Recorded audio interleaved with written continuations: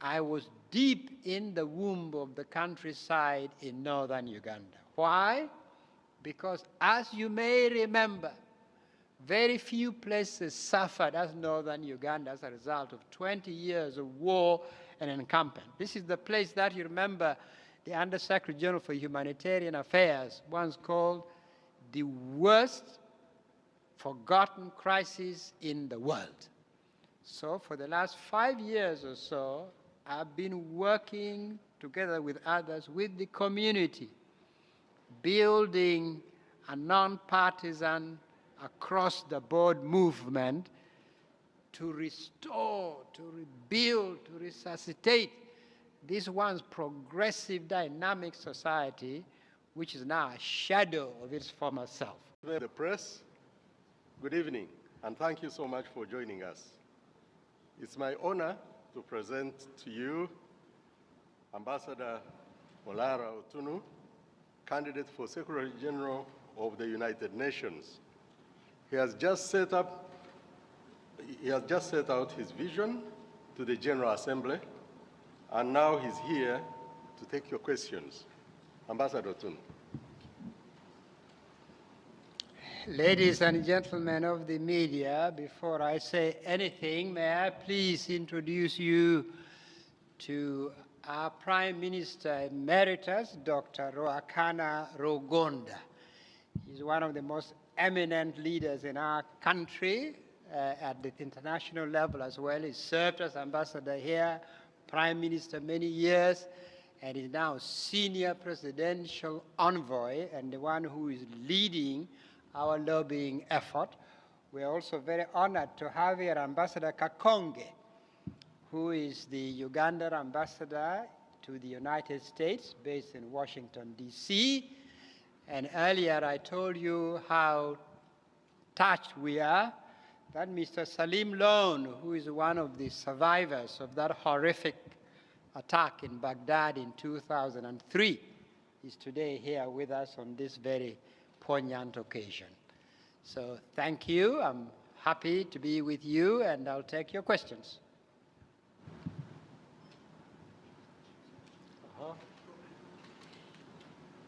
Go ahead. Thank you.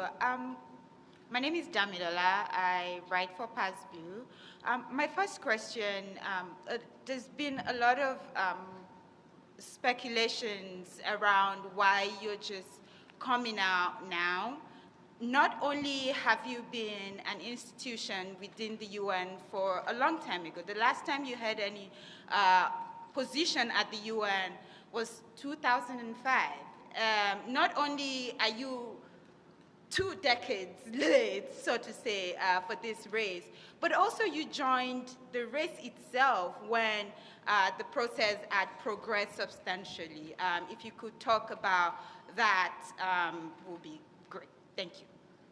Well, just 2 things. I hope that my breadth and depth of experience, covering some 4 decades, covering all 3 pillars of the United Nations, meaning peace and security, on which I've worked in the Security Council as Under-Secretary General, but also when I was president of International Peace Academy, now IPI, my work on development and my work on human rights. Human rights, together with Prime Minister Dr. Ruakana Rugonda, we cut our teeth in the struggle against the rule of Idi Amin in Uganda. So all my adult life, I have been engaged in the promotion of human rights. So I hope that that breadth and depth of experience is what the UN needs today.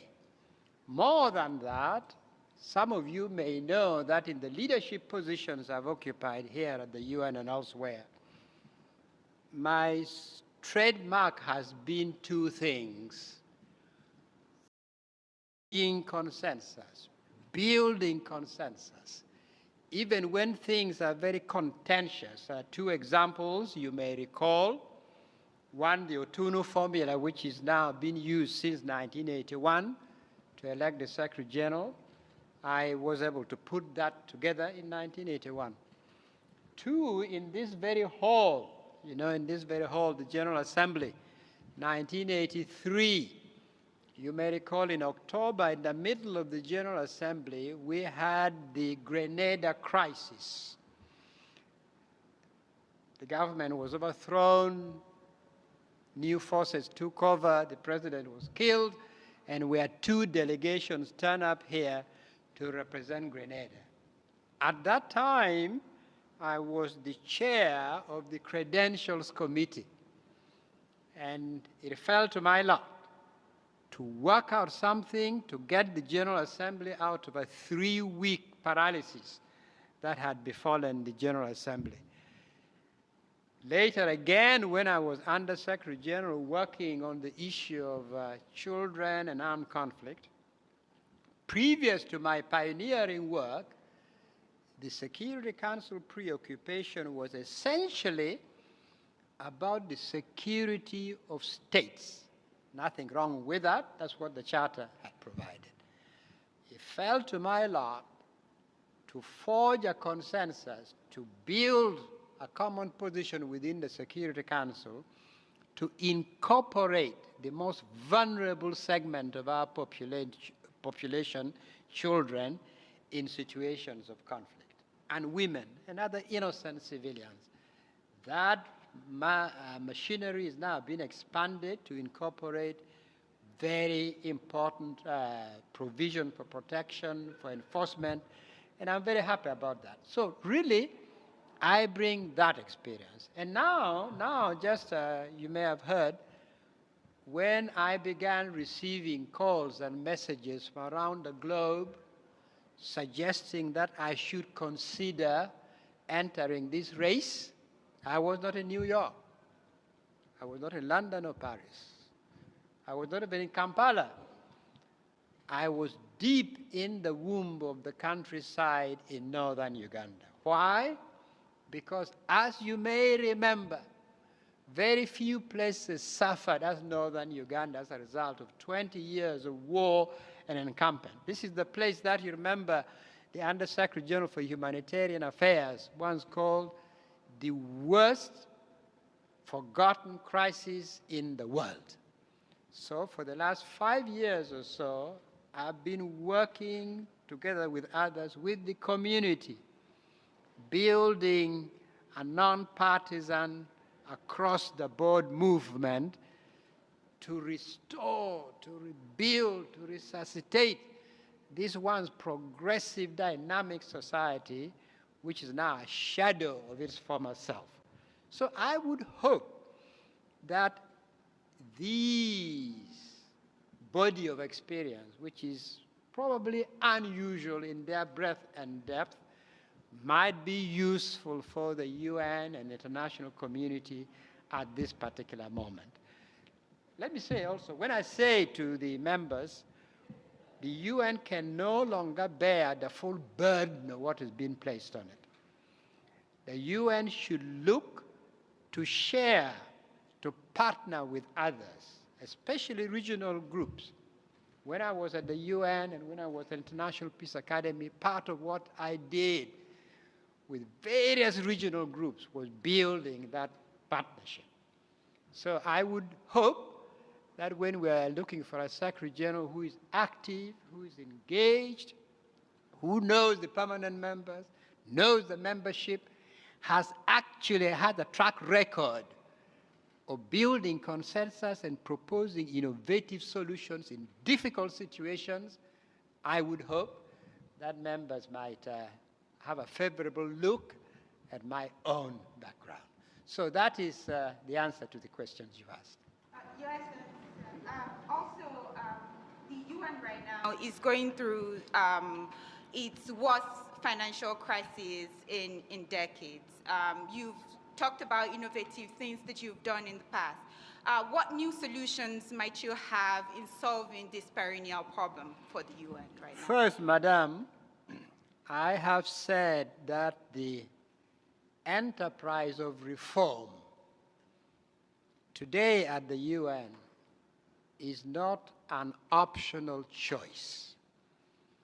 where the UN finds itself today, this is an imperative. We cannot continue with business as usual. The UN is at risk. We will make a grave error of judgment if we continued as is. But the purpose of doing fundamental reforms at the UN is precisely to strengthen an institution that is needed in the world. You heard all the questions from member states, showing the role that they see the UN playing, what they expect from the UN. And for the UN to play the role expected of member states and what the Charter provides, needs to be a legitimate UN, a credible UN, a UN whose culture and method of work builds its legitimacy and impact. So that is what I hope that the reform I'm proposing will do, not kill multilateralism, but rebuild it, reposition it, strengthen it, create more impact on the ground so that we have what I would call the UN of service. Thank you very much. If you could introduce yourself and then pose a question. Yes, my name is Mouna Aoutoul. I'm with Al-Quds Al-Arabi. Vous voulez que je vous pose la question en français or English? You may speak in English. I'm happy to hear English or French, as you prefer. I will answer in English. It's okay. Okay. No, it's okay. You said during the interactive dialogue that the suffering in Gaza is becoming unacceptable. So my question for you is, what is your concrete plan if you get elected, as a Secretary General, to promote genuine reconciliation between Palestinians and Israelis, especially among younger generations, in order to build lasting peace based on the principles of the United Nations Charter? And thank you, sir. Absolutely. I cited Gaza as an example of a conflict that we cannot stand by and watch unfold. It is a major conflict with major geopolitical implications, but above all, with unbelievable impact on ordinary, innocent people. So the Secretary General needs to be involved, even as the Secretary General recognizes that the decision-making at the end of the day may not rely on the Secretary General. But the Secretary General must be engaged, must visit, must talk to the parties in conflict, must see opportunities where he or she might suggest something useful, and must continue to highlight this situation for the world to see. So the role of the Secretary General is very important in trying to see what can be done with the key actors, the parties in conflict. He or she cannot do much on their own. But if they're involved, they're listening patiently, they're probing, they're suggesting, something may give way. That is one, ending the conflict in Gaza. But secondly, we cannot stop there, because the issue in that region, the issue of Palestine and the Palestinians have been with us for a long time. So we must proceed right away to go deeper and find ways of generating a lasting solution. That's where we must go. And again, what does this entail? The Secretary General won't have the power to say, let this be and it shall be. No.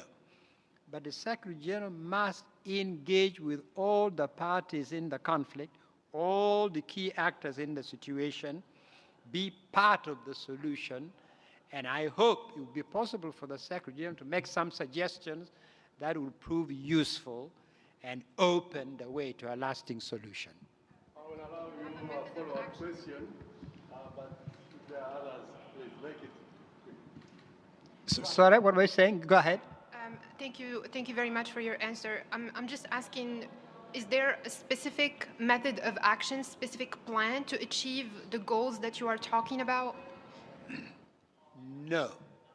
From this side, I cannot say that, But one Secretary General, by being engaged, talking to the parties in conflict, listening to what they are saying, getting a sense of where they are and where things are blocked, possibilities then may present themselves that the Secretary General can be helpful. But from where I am, I can't say to you, A, B, C, D is what we shall do. But we begin by the Secretary General being intimately engaged, listening to the parties in conflict, probing, and seeking opportunities where the UN can be helpful. Merci.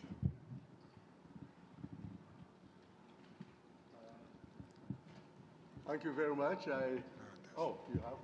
Yes, if I could, I work with Damalola at Pass Blue. I wanted to ask you about the fact that President Museveni has endorsed you when, in fact, you have been in the opposition party. If you could explain those politics, because there is a lot of information out in the social media that may be misinformation or disinformation. Thank you.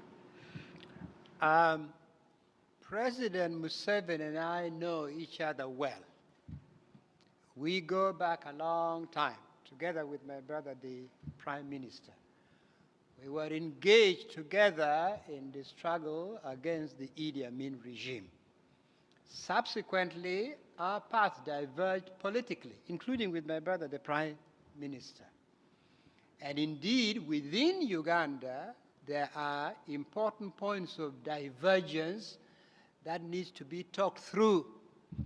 I have myself, in the context of Uganda, it may not be of much interest to you, but I've always said in the context of Uganda that we need to engage in a very independent, thoroughgoing, truth-telling exercise concerning some of the dark episodes in our history.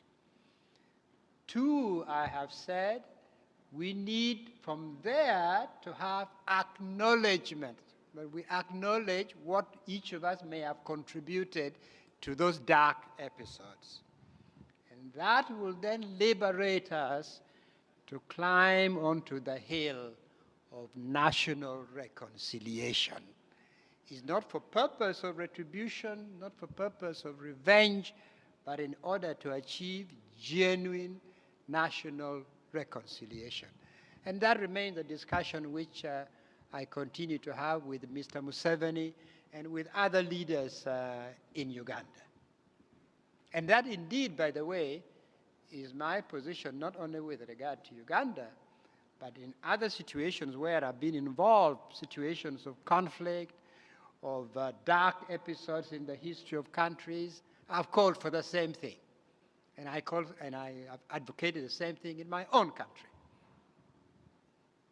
What do you say to all the people who think that a woman should be the next Secretary General? The United Nations should be a United Nations of inclusion. All aspects of inclusion, whether in terms of geography, gender, culture, faiths, all inclusion. It should be an inclusive institution. And all considerations along those lines should be taken into account. They are legitimate, they are important. But at the end of the day, it is for members of the Security Council and then the general membership of the UN, when they put everything on the weighing machine, they put everything to say at this particular moment in the history of the UN and the world, this is what we think we need, this is what is a good fit, this is what we decide upon.